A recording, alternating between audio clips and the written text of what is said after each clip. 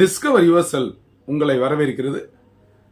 Discover your self சேனலில் நிறைய நம்ம ஒரு மோட்டிவேஷனல் வீடியோ போட்டுக்கிட்டே இருப்போம். எஸ்பெஷலி பிஜிடிஆர்பிக்கு அதிகமாக நம்ம ஸ்ட்ரெஸ் கொடுத்து அதில் முக்கியமான தகவல்கள் சொல்கிறதோட எஜுகேஷன் சைக்காலஜிக்கு அதிக முக்கியத்துவம் கொடுத்து நிறைய பேட்ஜஸ் கண்டக்ட் பண்ணியிருக்கோம். ஸோ அந்த வகையில் பார்த்தீங்கன்னா காமர்ஸ்க்கும் எஜுகேஷன் சைக்காலஜிக்குமே நிறைய மோட்டிவேஷனல் வீடியோ, அதே மாதிரி எல்லா சப்ஜெக்ட்டும் சார்ந்த மோட்டிவேஷனல் வீடியோ போட்டிருக்கோம். நம்மகிட்ட பிஜிடிஆர்பியில் சைக்காலஜி நிறைய படித்தவங்களுக்கு நல்ல ஒரு கோச்சிங்கோட நல்ல ஒரு மெட்டீரியல்ஸும் கொடுத்துருக்கோம்.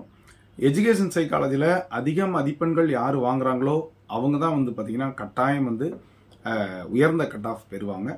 ஸோ இது எல்லாத்துக்குமே பேசிக்காக இருக்கிறது என்ன அப்படின்னா, ஒரு சரியான பயிற்சி, சரியான முயற்சி, விடாமுயற்சி, இந்த மூன்றும் இருந்தால் மட்டும்தான் ஜெயிக்க முடியும். அதே மாதிரி வெற்றி என்பது ஒருத்தருக்கு மட்டுமே உரித்தானதல்ல. யார் கடினமாக உழைக்கிறாங்களோ அவங்களுக்கு கண்டிப்பாக வெற்றி தேர்வு ஜெயிக்க முடியும். இப்போ பார்த்தீங்கன்னா இன்னைக்கு அதே மாதிரி நாளைக்கு பார்த்தீங்கன்னா டெட் எக்ஸாம் எழுதிக்கிட்டே இருக்கிறாங்க. ஸோ அவங்களுக்கு கூட பார்த்தீங்க அப்படின்னு சொன்னால் டெட் எக்ஸாம் எழுதி பாஸ் பண்ணதுக்கப்புறம் இன்னொரு காம்படிட்டிவ் எக்ஸாம் எழுதி பாஸ் பண்ணி அதில் ஒரு நல்ல கட் ஆஃப் வந்தால் தான் அவங்க வேலைக்கு போக முடியும். ஆனால் பிஜிடிஆர்பி பொறுத்த மட்டுக்கும் அப்படி இல்லை. நீங்கள் உங்களுடைய ஹையர் டிகிரி ப்ளஸ் பிஎட் அது போக நீங்கள் டைரெக்டாக டிஆர்பி எக்ஸாம் எழுதியே உள்ளே வந்துடலாம். அப்போது நம்ம டெட் எழுதி அதில் பாஸ் பண்ணி அப்புறம் பார்த்தீங்கன்னா இந்த எக்ஸாம் எழுதி பாஸ் பண்ணி வர்றதுக்கு அது ஒரு பெரிய சேலஞ்சிங்காக இருக்கும். அதை தவிர்த்து இந்த பிஜிடிஆர்பி உங்களுக்கு எளிமையானதாக இருக்கும். இதில் நமக்கு கூடுதலாக இந்த வருஷம் பார்த்தீங்கன்னா தமிழ் தகுதி தேர்வு அப்படின்னு சொல்லி ஒன்று வந்தது.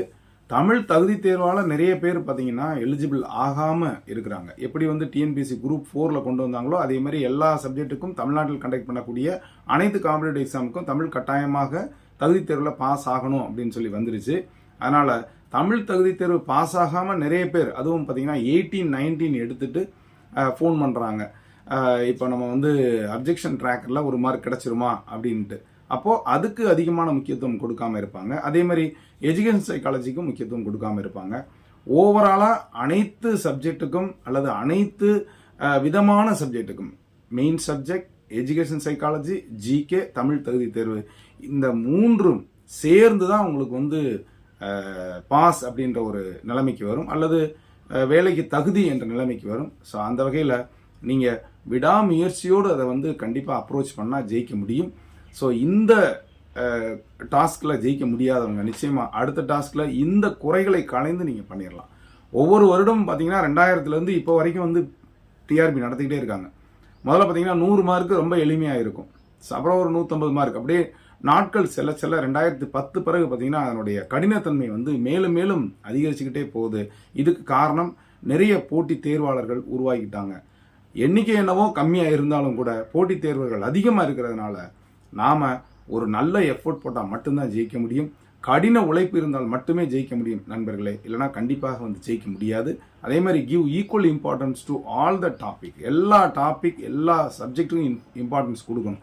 உங்களுடைய main subject education psychology, GK, அதே மாதிரி தமிழ் தகுதி தேர்வு அத்தனைக்கும் நீங்கள் கொடுக்கணும். விடாமுயற்சி இருந்தால் அது எந்த விதமான தேர்வாக இருந்தாலும் ஜெயிக்க முடியும். ஸோ ஒவ்வொரு முறையும் பார்த்தீங்க அப்படின்னு சொன்னால் சாதாரணமாக நிலையில் இருக்கவங்க, இப்போ நீங்கள் கோல்டு மெடலிஸ்ட் தான் ஜெயிக்கணும் அப்படின்லாம் கிடையாது. சாதாரண ஆவரேஜாக எடுத்திருக்கக்கூடிய மதிப்பெண் பட்டியல் எடுத்துக்கக்கூடிய அந்த டிகிரி முடித்தவர்கள் கூட எளிமையாக பாஸ் பண்ணுறாங்க. அதுக்கு சரியான திட்டமிடல் இருக்கிறது, விடாமுயற்சி இருக்கிறது. மனதளவில் ஒரு மனச்சோர்வு என்பதே இருக்கக்கூடாது. ஒவ்வொரு முறையும் நாம் சரியாக திட்டமிட்டு ஒரு நல்ல எஃபோர்ட் போட்டோம்னா நிச்சயமாக ஜெயிக்க முடியும். ஸோ இந்த டிஆர்பி உங்களால் ஜெயிக்க முடியலை அப்படின்னா கட்டாயம் அடுத்த டிஆர்பியில் நீங்கள் ஜெயிக்க வேண்டும். அதற்கு முன்னால் மனதளவில் நீங்கள் கொஞ்சம் கூட சோர்வடையக்கூடாது, பின்வாங்கக்கூடாது, ஒரு நெகட்டிவ் தாட் இருக்கக்கூடாது. Have a positive mind always. அப்படி இருந்தால் நிச்சயமாக ஜெயிக்க முடியும்.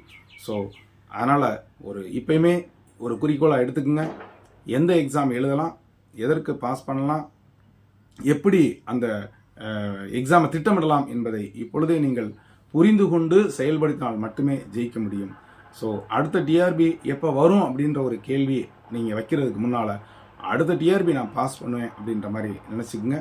அதனால் எந்த முயற்சியாக இருந்தாலும் விடாமுயற்சி கட்டாயம் ஜெயிக்கும் அப்படின்றது தான் இன்றைக்கி உரிய தகவலாக இருக்குது. கூடிய விரைவில் பிஜிடிஆர்பிக்கான ரிசல்ட்டும் வர இருக்கிறது. இதை உங்களுடைய நண்பர்கள் அனைவருக்கும் ஷேர் பண்ணுங்கள், லைக் பண்ணுங்கள், கமெண்ட் பண்ணுங்கள். இது வரைக்கும் நம்முடைய சேனலை சப்ஸ்கிரைப் பண்ணிட்டு கொடுத்துட்டு பெல்லைக்கனை கிளிக் பண்ணிட்டு ஆளுங்கிற ஆப்ஷனை மறக்காமல் செலக்ட் பண்ணுங்கள். மீண்டும் சந்திக்கலாம். நன்றி, வணக்கம்.